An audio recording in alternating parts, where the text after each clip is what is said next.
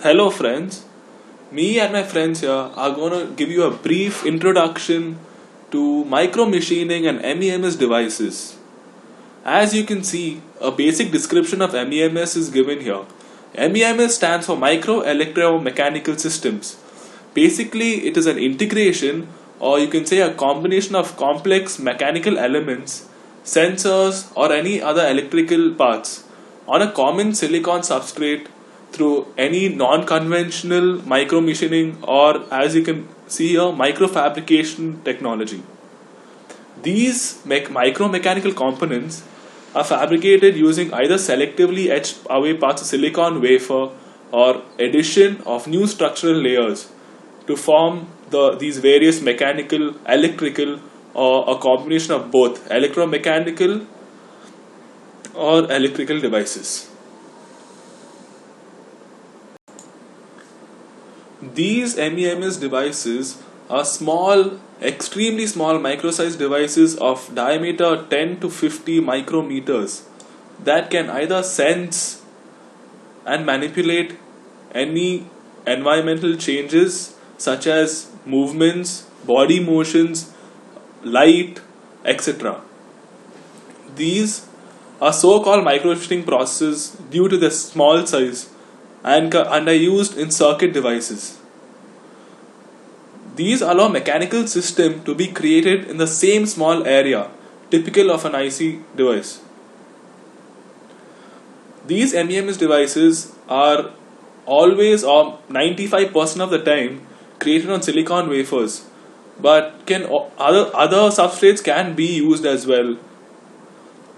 Due to their size, thousands of devices can be fabricated on a single wafer. Due to the recent development, it is only 25 years old. A short story by Nikolai S. Leskov, a scientist of the 19th century, has given a small description or his own definition of the first MEMS devices. This small story can be read for further reference. Now, moving on to the benefits of MEMS devices.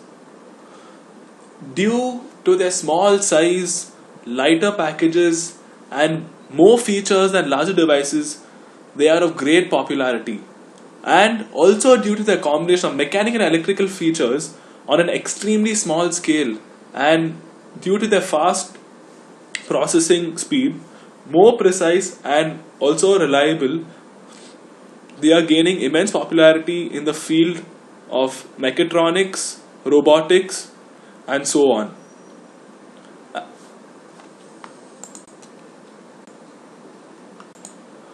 Due to the small size, the frequency is much larger than normal small size devices. The basic formula for their frequency is given here, that is 1 upon 2 pi root of 2 into Young's modulus, that is y, divided by 3 into rho, that is the density of the material used to make the device, into the thickness of the device by the height, that's L. We will now see a few applications of MEMS devices. Firstly, it can be used in various departments such as inertial measurements, pressure, display technology, RF technology, and chemical measurements. To start off with inertial measurements, it can be used in accelerometers, gyroscopes, rate sensors, vibration sensors, and airbag triggers in cars, buses to ensure safety of passengers traveling in them. When you see pressure measurements, TPMS, tire pressure monitoring system, it ensures proper inflation of tires in cars and gives signals when there's a puncture or when there's low inflation. Various other technologies like optics, RF switches, antennas in TVs, computers, in capacitors and used in electric circuits, or sometimes in chemical measurements as well in DNA structures, microfluids, and various lab or biological agent detectors are used. We will now go on to micromachining techniques. These are the three basic techniques used to machine MEMS devices. So the first one is bulk silicon micromachining, which are etched in bulk of silicon single crystal. And the newly invented 3D micromachining is gaining popularity, but due to its high cost and setup, it is used rarely nowadays. People prefer using bulk or surface micromachining. Surface micromachining are built up from the same surface as a substrate, that is polycrystals, and examples are plastics and resistives. We will now go on to the basic requirements needed for these micromachining or MEMS devices. Firstly, dimension control. Before the micromachining operation is carried out, there needs to be chemical etching. Using at least various etchant or mark materials can be used as an etching, which can be further discussed in this presentation. It also has to be compatible with IC technology and various other factors such as chemical resistance, mechanical and electrical strength, low mechanical strength, and low pinhole density. Moving on to the tools required for this process. The first type is wet chemical machining, or commonly known as photochemical, and the other one electrochemical using no electrolytes. As you can see here, a tool is connected to the anode and the workpiece is connected to the cathode, and an electrolyte is used where a current is passed through the given circuit. As the tool moves, the workpiece gets corroded, therefore forming a small hole of small diameter up to 50 micrometers. This is with respect to electrochemical machining. With respect to chemical machining, a non-corrosive support is kept on the sides of the workpiece and a hollow is left here when an acid and an alkaline is poured. Therefore, the part exposed is only corroded away, leaving the other parts plain and simple. These are a few examples of tools used for micromachining. These are the different various processes. You can go through them: photo fabrication, stereolithography, photochemical milling, chemical and electrochemical milling, electroplating and electroless plating. These are mechanical processes used for micromachining. The three examples are ultrasonic machining, diamond machining, and abrasive jet machining. As you can see here, air is passed through the tool at high density, at high velocity and high pressure. This is used to corrode the surface, therefore causing abrasives to be deposited. Another additive to this process can be used in the form of abrasive slurry, which accelerates this machining process, which forms a small hole of diameter smaller than chemical machining up to 100 micrometers. One of the most common techniques are called powder blasting. It is a very flexible, cost-effective and accurate technique for making fluidic channels and interconnections. Because of using mask, position and channel size, accuracy is within 10 micrometers. There are no limits in the shape of holes and trenches. As seen here, a hollow is there between the tool and powder abrasives of large velocity and intensity are made to have an impact on the work surface. As you can see, there are no trenches or other interconnections, and a smooth work surface is developed here. Moving on to the last set of micromachining tools of electrothermal type. These are the 5 types of electrothermal machining: electrode discharge, laser beam, plasma beam, electron beam, and dry etching. The process is the same, but the substrate and abrasive used only vary in all these processes. In laser beam, a high intensity laser is made to hit a work surface in photons. Electron beam from a high substrate is made to impinge on the work surface, causing a depression in electron beam. In plasma beam, a tool is connected to a negative terminal and the workpiece to a positive terminal. This causes a potential difference, causing a discharge of plasma between them, causing a small depression here of small diameter. Electro-discharge machining uses the same concept, except for this there's a dielectric medium present over here and a higher voltage. The following are some images recorded from micromachining. This is the laser micromachining in medicine.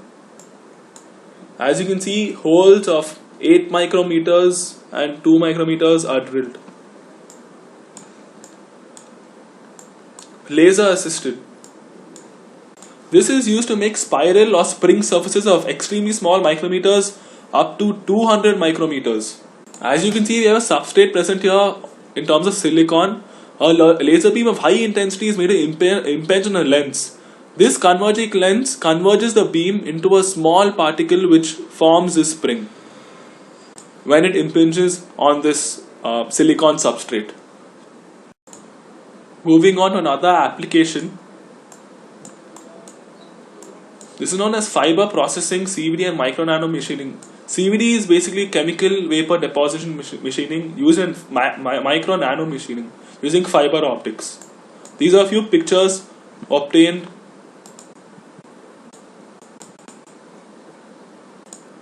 from the lab of Texas University. We will now talk about a very benefiting and upcoming technique in the field of micromachining and MEMS devices known as LIGA. LIGA stands for X-ray lithography or electroforming, and you can see the German short forms given here, which from where the word is derived. As you can see, this technology allows high defining aspect ratio consisting of exposing a sheet of PMMA bonded to a wafer using X-ray lithography. The PMMA is then developed and the exposed material is removed. Nickel is then electroplated up in the opening areas of PMMA. The nickel overplate is removed by polishing, leaving high aspect ratio nickel parts. PMMA is removed and the nickel part may remain anchored to the substrate or be released. Hello everyone, today we will be discussing the technologies used for creating MEMS devices. The first process we will be discussing is a UV Liga electroforming technology, which allows the fabrication of electroformed microcomponents using UV irradiation on a photoresist. Here is a graphical representation of the process used to create MEMS devices. The first step is the deposition of an addition layer and a seed layer on the substrate. The second step is the deposition of an photosensitive resist layer on the seed layer. The third process is using lithography to create an pattern on the photoresist using UV light irradiation. Then this cavity is filled with metal using metal plating process, which gives us the desired MEMS device of the desired shape. Then the excess photosensitive resist is removed to get the desired product. Here are few of the examples of the MEMS devices which are created by UV Liga method.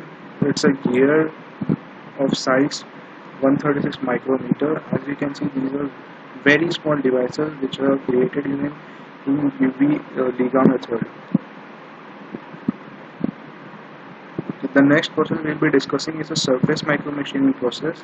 The main benefit of this is you can get MEMS device of very thin thickness up to 2 micrometer. The main advantages of this process are very simple, flexible, and variety of materials can be made using deposition and etching techniques.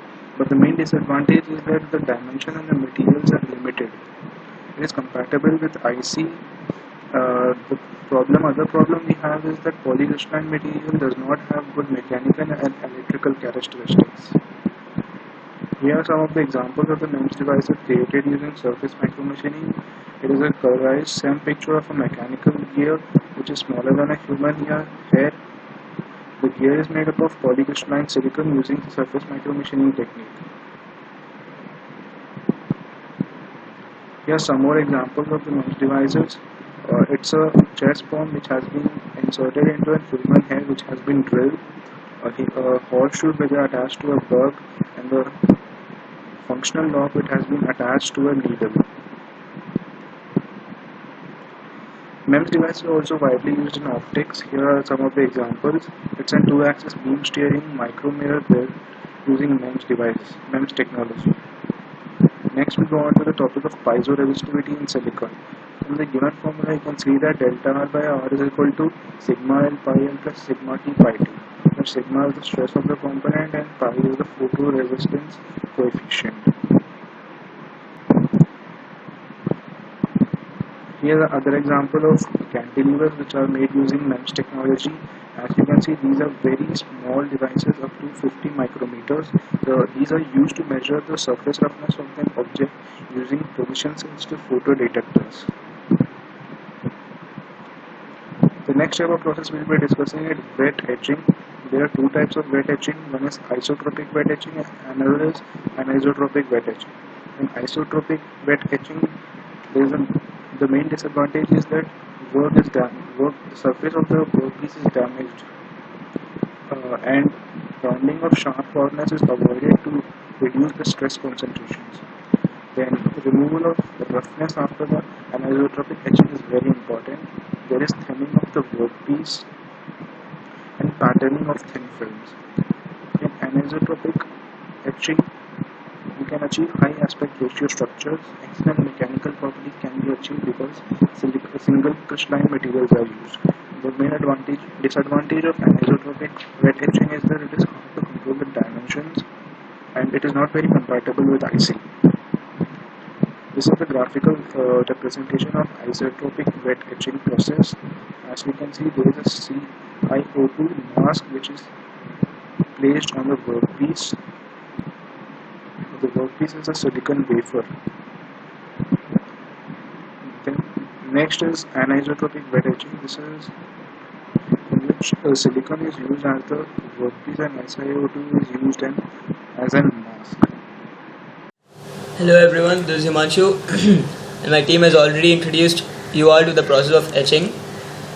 Masking materials are those materials which help a small part of the wafer to protect itself from the etchant. The most commonly used masking materials are given here. Those are photoresist, silicon nitride and silicon oxide. Basically, silicon nitrides are of many forms, but the most thermodynamically stable form is Si3N4. That is why it is used as a masking material. But the problem with using this material is that when it is heated to its decomposition temperature, it emits strong fumes of ammonia and ozone, which are highly toxic. The reason why silicon oxide and silicon nitride are not used for acids is because they produce H2 gas, which is highly flammable when they come in contact with the acids.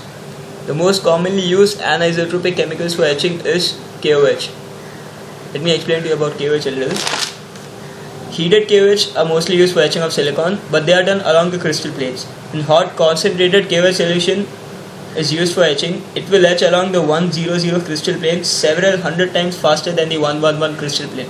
So that means the etch rate will depend on the doping and the type of KOH solution used obviously, but it will also depend on the crystal orientation.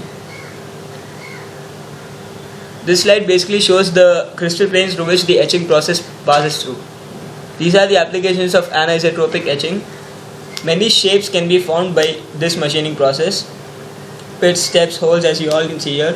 When KOH etchant is used for etching, and when the masked openings, these are the masked openings, are greater than 1 mm, it will result in V-shaped holes like this.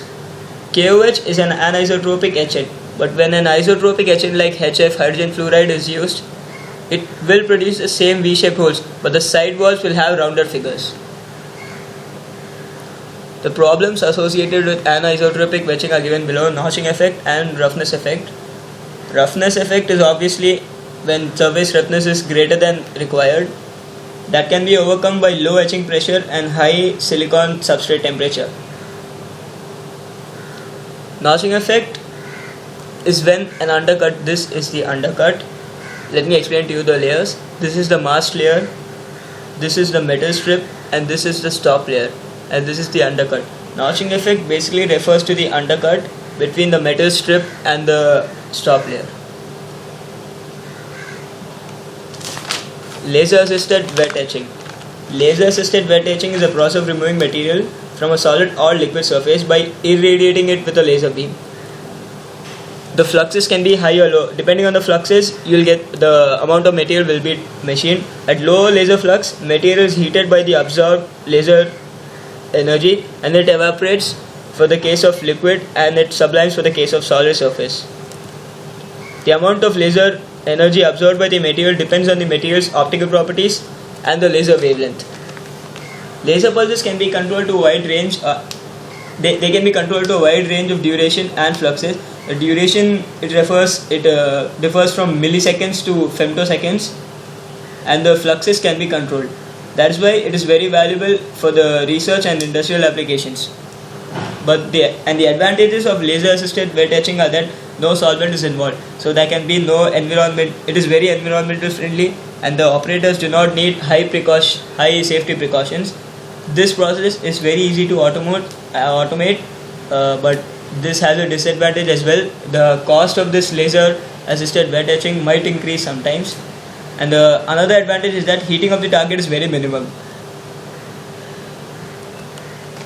Microporous silicon. Microporous silicon is a material system ideally suited for the fabrication of tubular structures, and this fabrication takes place in a micrometer size scale. That's why microporous silicon are very important and a very popular material. Fabrication of this is based on a classical top-to-down approach. By top-to-down, I mean starting from the bulk material, that is the top, to coming to the micro scale, that is the bottom. From the bulk material, the regular pores are formed, and this is done by electrochemical etching. These are the assorted galleries of MEMS devices. MEMS devices made of titanium, of silicon. This shows the size, how small the devices can be, manufactured. And thank you for listening.